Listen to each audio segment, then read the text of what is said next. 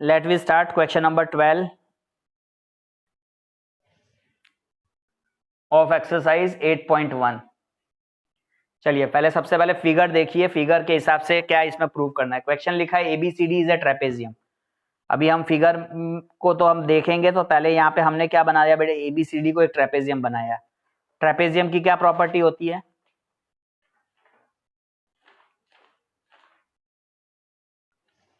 एक पेयर जो होती है ट्रेपेजियम की वो पैरेलल होती है। वेरी गुड, ठीक है। ABCD हमने ट्रेपेजियम बना दिया। In which AB parallel to CD given ही आपको देखो क्वेश्चन में, और AD और BC आपको इक्वल है भाई। ये AD और ये BC आपको क्या है, इक्वल है। अब हमें ये चीजें शो करनी है भाई, angle A, angle B, angle C, angle D, और ट्रायंगल ABC और ट्रायंगल BAD, ये सब शो करना है। ACBD, ये सब धीरे धीरे एक एक चीजें हम शो कर देंगे, ठीक है। तो गिवन सबसे पहले आप लिख लो, गिवन क्या है? Given is nothing but a quadrilateral ABCD is a trapezium, is a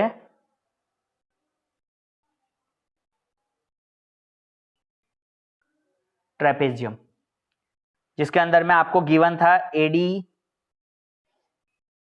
AB जो है वो CD के पैरेलल है, फिगर में ही दिख रहा है, और साथ में AD और BC आपके इक्वल है, ठीक है। चलिए अभी फर्स्ट जो शो करना है कि शो करना है angle A equal to angle B। अब देखो NCERT में आपको हिंट भी दे रखी है कि इसको शो करने के लिए हमें क्या करना पड़ेगा। तो सबसे पहले आपको यहाँ पे कंस्ट्रक्शन करना पड़ेगा, कंस्ट्रक्शन कुछ कंस्ट्रक्ट करना पड़ेगा, तब जाके हम इसको शो कर पाएंगे जो गिवन दिया है कि एंगल A और angle B equal, angle C और एंगल D इक्वल, और जो ट्रायंगल्स है वो। तो पहले कंस्ट्रक्शन में क्या दिया है कि extend AB, extend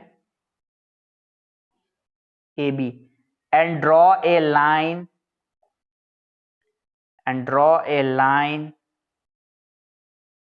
through C,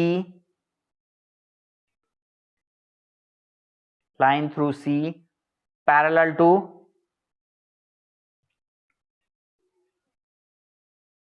DA, intersecting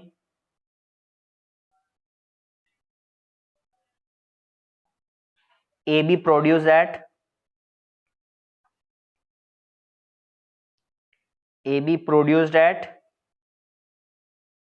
E। क्या है इसका मीनिंग? इसका मीनिंग है, फिगर यहां पे देख रहे हो सामने में, AB को पहले एक्सटेंड करो।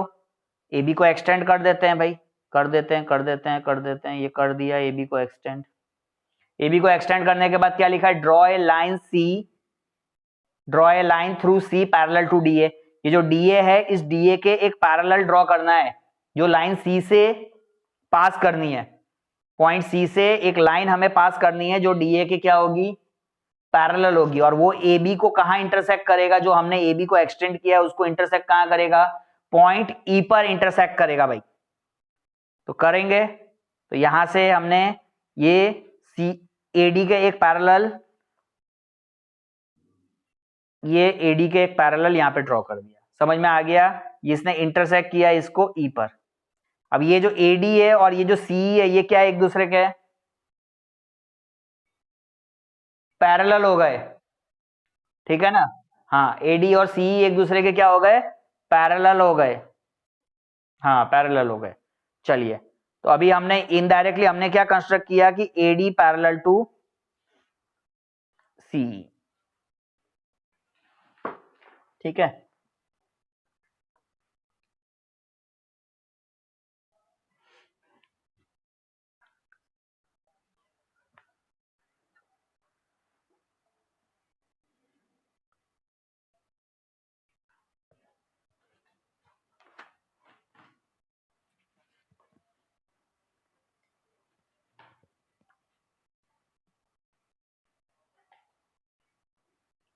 अब कोई मुझे बता सकता है कि ये AECD जो बना है वो बना क्या फिगर?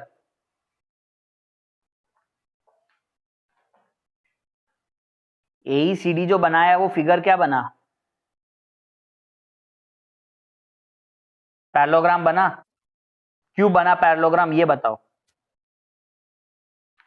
पैरेललोग्राम क्यों बना ना? मैं तो बोल रहा हूँ, लो चल तुमने बोला इसलिए मैं भी लिख देता हूँ बेटा, AECD इज ए पैरेललोग्राम। क्यों पैरेललोग्राम बना, कोई बोलेगा?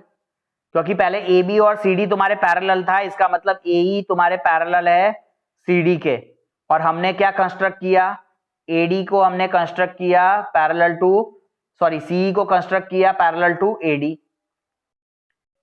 तो ये भी एक प्रॉपर्टी आपको लिखवाई थी कि किसी भी क्वाड्रेटिक के अंदर में अगर उसके ऑपोजिट, आपको रिलेशन पता ही है कि थियरम में और प्रॉपर्टी में भी पता है कि किसी भी क्वाड्रेटिक में अगर opposite both the pairs are parallel then it is a parallelogram. तो यहाँ पे दोनों पेयर आपके पैरेलल होगा, इसीलिए ये क्या है बेटा, पैरेललोग्राम है। ठीक है, अभी तुमको और थोड़ा सा इजी बना दे इसीलिए यहाँ पे कुछ हम एंगल्स के नाम दे देते हैं, है ना। इसको सपोज मैंने यहाँ पे रख देता हूं, इसको तो बाद में नाम देंगे। अभी तुम मुझे ये बताओ कि चलो AD और CE क्या होगा फिर, अगर ये AD CE तुम्हारा पैरेललोग्राम हुआ तो AD और CE क्या होगा, एक दूसरे के इक्वल होगा ना। क्यों इक्वल होगा, क्योंकि ये पैरेललोग्राम है। अरे ऑपोजिट एंगल नहीं, ऑपोजिट साइड्स आर इक्वल पहले तो, है ना। तो AECD is a parallelogram, that's why we have AD equal to CE। ये हो गए ऑपोजिट साइड्स ऑफ पैरेललोग्राम। एकदम ध्यान से समझना, ये क्वेश्चन बहुत ट्विस्टेड क्वेश्चन है। ऑपोजिट साइड्स आर इक्वल, ठीक है, ये हो गया ADCE के इक्वल। अब AD के कोई और भी इक्वल है क्या भाई? क्वेश्चन गिवन में कुछ गिवन था क्या, AD के कुछ और भी इक्वल है क्या, कोई और चीजें गिवन है क्या? AD के BC इक्वल है ना। ध्यान दो एक एक पॉइंट को, AD के BC इक्वल है, ये गिवन है, ठीक है। AD के BC इक्वल है, तो AD के CE इक्वल है, AD के BC इक्वल है, तो हम क्या लिख सकते हैं, CE और BC इक्वल लिख सकते हैं। तो देयरफॉर व्हाट वी कैन से, क्या लिख सकते हैं कि CE और BC इक्वल हो जाएगा। आ गई इधर तक के स्टेप समझ में? तो CE और BC इक्वल हो गया। अब जब CE और BC इक्वल हो गया, देखो फिगर के अंदर में ये तुम्हारा CE है जिसको मैंने व्हाइट कर दिया, और ये BC इक्वल हो गया।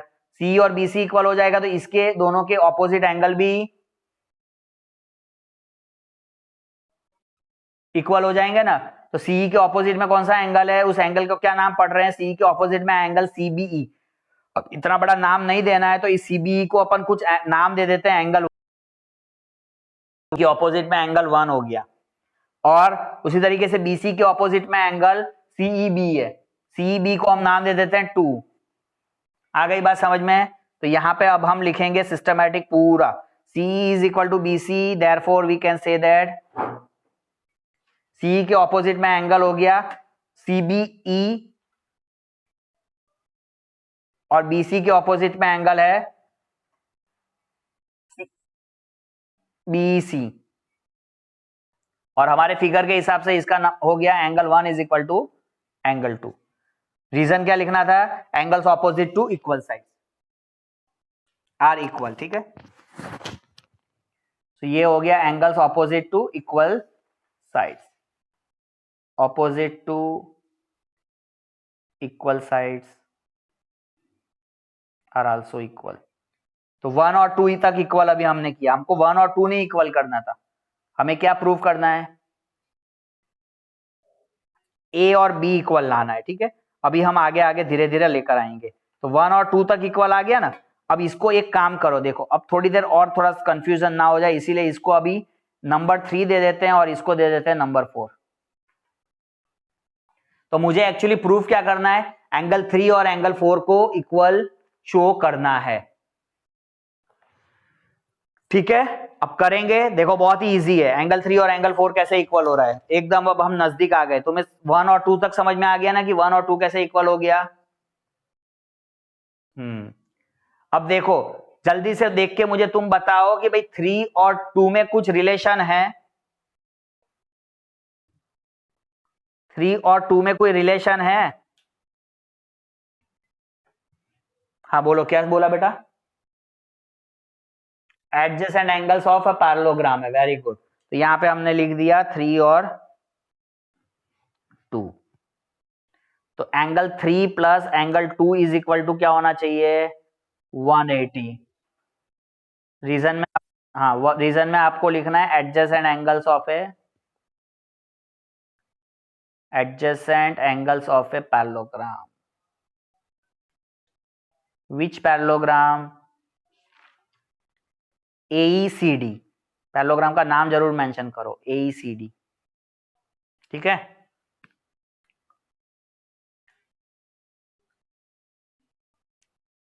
चलो अभी हमने आगे में कुछ नंबर तो किसी को नंबर वंबर तो नहीं दिए थे ना, चलो अभी नंबर देंगे।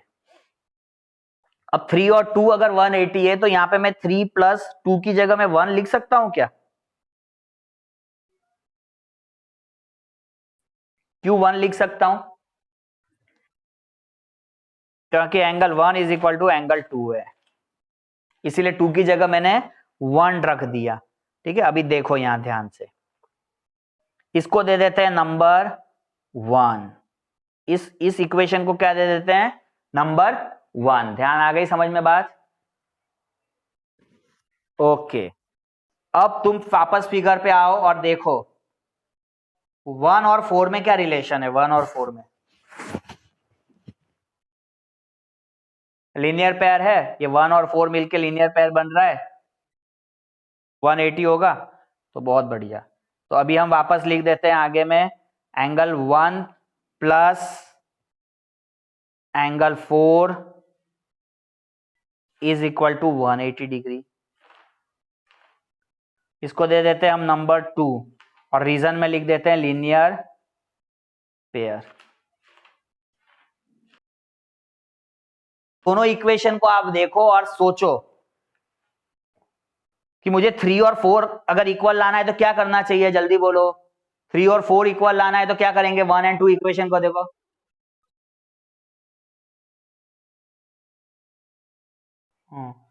ठीक है, ऐसे तो ठीक है, नहीं तो आप इसको ऐसे लिख दो फ्रॉम 1 एंड 2,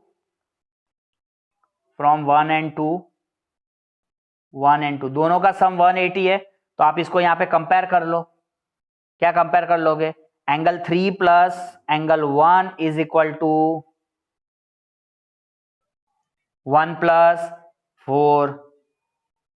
आई बात समझ में? दोनों एंगल्स के 180 है सम, तो दोनों 180 है, that means both are equal. तो दोनों को कंपेयर कर लिया। जैसे ही हमने कंपेयर कर लिया, यहाँ पे एंगल 1 दोनों एक दूसरे के सामने में कैंसिल हो गए, क्योंकि 1 को अगर आप लेफ्ट साइड में लेके जाओगे तो 1 माइनस 1 वहां पे कैंसिल हो गया, 0 हो गया। देयरफॉर आपके पास क्या बचा भाई? Angle 3 is equal to angle 4 बच गया। और यही हमें पहला चीज प्रूव करना था। 3 एंगल माने क्या है हमारा? Angle A is equal to 4 माने क्या है? Angle B.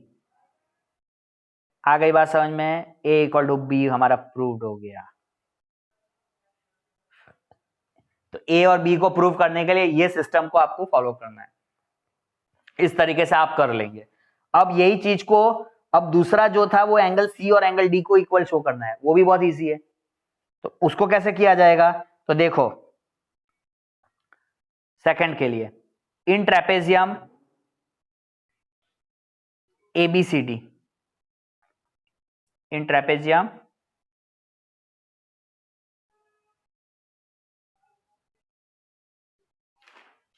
ABCD, right? तो angle A plus angle B plus angle C plus angle D क्या हो जाएगा?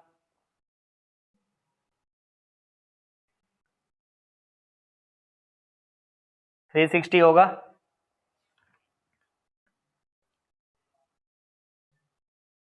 ठीक है, 360 तो होगा, लेकिन यहां पे तुम अगर फिगर को वापस देखते, हम फिगर को देखो तो 360 के अलावा यहाँ पे हम एक और चीज से कर सकते हैं, 360 तक से भी कर सकते हैं, बट उसकी जगह यहाँ पे AB और CD जब पैरेलल है तो ये 3 और एंगल डी में कोई रिलेशन है, 4 और एंगल सी में कोई रिलेशन है? कोइंटीरियर एंगल्स है, कोइंटीरियर एंगल्स का सम 180 होता है। Very good very good. चलो तो अभी हम धीरे धीरे नेक्स्ट में भी खत्म करने वाले हैं। तो अभी इसकी जरूरत नहीं है, ये ट्रेपेजियम में 360 को हमें लेने की जरूरत नहीं है। इसकी जगह हम सीधा ही लिख देते हैं A B parallel to C D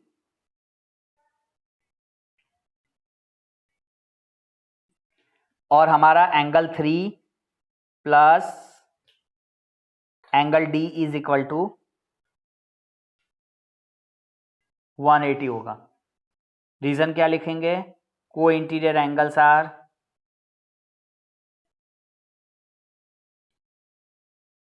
supplementary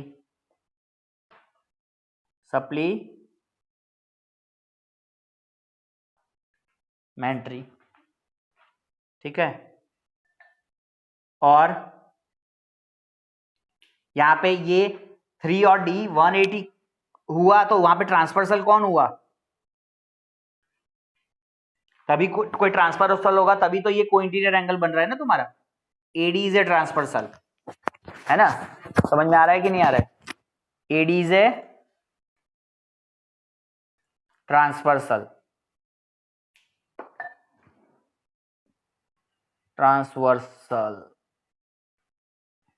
इसको क्या नंबर देंगे? 3 plus D is equal to 180। हमने आगे में 1 और 2 दिया था तो इसको नंबर 3 दे देते हैं, 3।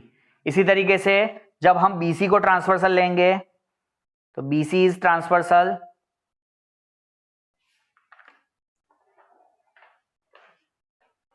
तो हमारा कौन सा एंगल को इंटीरियर हो जाएगा?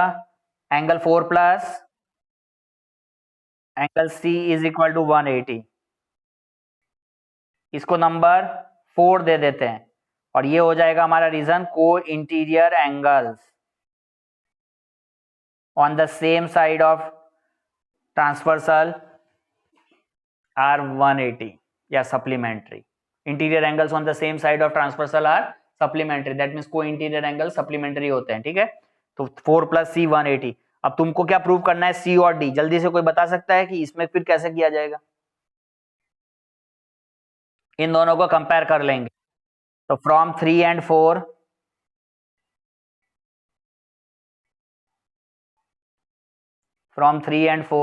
यहां पे आप कंपेयर कर लोगे 3 एंड 4 से तो ये हो जाएगा 3 प्लस डी 180 है इज इक्वल टू यहां पे 180 है ना। लेकिन 3, हाँ, और एंगल 3 और एंगल 4 इक्वल था तो यहाँ पे हम 3 की जगह 4 पुट कर देते हैं। 4 plus D is equal to angle 4 plus angle C, है ना। यहाँ पे रीजन में लिखना है तो जरूर लिखेंगे कि angle 3 is equal to angle 4 था, that's why we have substitute angle 4 in place of angle 3। दोनों में कंपेयर करेंगे और कंपेयर करते ही यहाँ पे 4 4 एंगल कैंसल हो जाएगा, so therefore we have angle D is equal to angle C। तो सेकंड पार्ट भी हमारा प्रूव्ड हो गया एकदम इजी से। अब हम थर्ड पार्ट की तरफ चलेंगे। ठीक है, थर्ड पार्ट पर आते हैं। थर्ड पार्ट क्या है हमारा? ट्रायंगल वाला। अभी ट्रायंगल वहां पे बनाना पड़ेगा आपको, जल्दी से देखो। तो यहाँ पे थर्ड पार्ट अगर हमें करना है तो आपको यहाँ पे ट्रायंगल बनाना है। आपका ट्रायंगल क्या बोला है? ट्रायंगल एबीसी और triangle BAD. Where is triangle ABC? ये ज्वाइन करेंगे तो ये बन गया एबीसी, है ना, एबीसी। और दूसरा ट्रायंगल बोला है बीएडी, तो बीएडी के लिए दूसरा एक डायगोनल यूज कर लेते हैं अलग कलर से। ये हो गया बीएडी। ठीक है, अब ये एक कलर हो जाता है एबीसी का और दूसरा हो जाता है बीएडी का। ठीक है, हम एकदम व्हाइट कलर ले लेते हैं एबीसी के लिए। ये हो जाता है एबीसी, अलग कलर से ही हम इसको डिस्टिंग्विश करते हैं तो हमको जल्दी समझ में आ जाएगा आपको। ये हो गया हमारा एबीसी और दूसरा ट्रायंगल बीएडी ले लेते हैं, बी ए और इधर डी।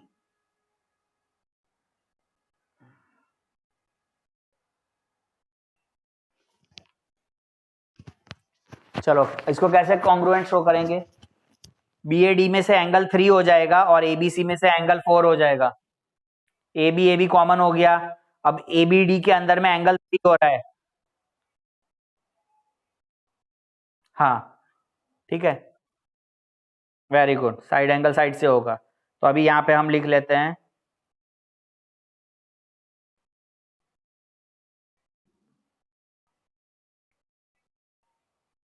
ठीक है। आप फिगर पे C in triangle ABC and in triangle ABD,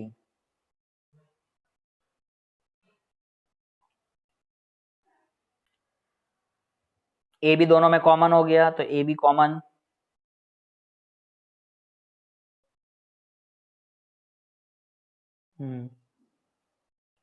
इसके बाद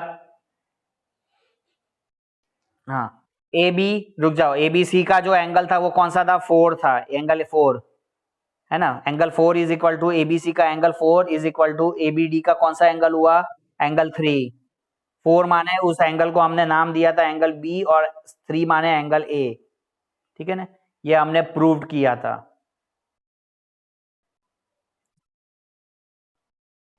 AD इक्वल टू BC नहीं लिखना है, BC इक्वल टू AD लिखना है। क्यों?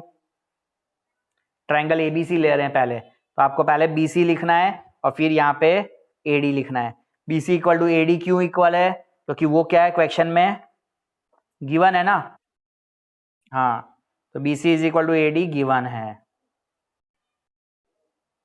कॉरस्पॉन्डिंग आप लिख लोगे तो कॉरस्पॉन्डिंग क्या आएगी? B corresponds to C corresponds to D होना है और A कॉरस्पॉन्ड्स टू B, ठीक है। सो bye SAS triangle ABC congruent to ABC congruent to BAD हो गया। और इसी से CPCT से, हाँ CPCT से हो जाएगा। हाँ, तो by CPCT AC is equal to BD। तो लास्ट में आपको मिल गया by CPCT AC is equal to BD, the diagonal AC is equal to आपका BD हो गया। और लास्ट में लिख देना है आप दैट्स व्हाई हैंस प्रूव्ड। तो क्वेश्चन नंबर 12 को इस तरीके से आपको सॉल्व करना है।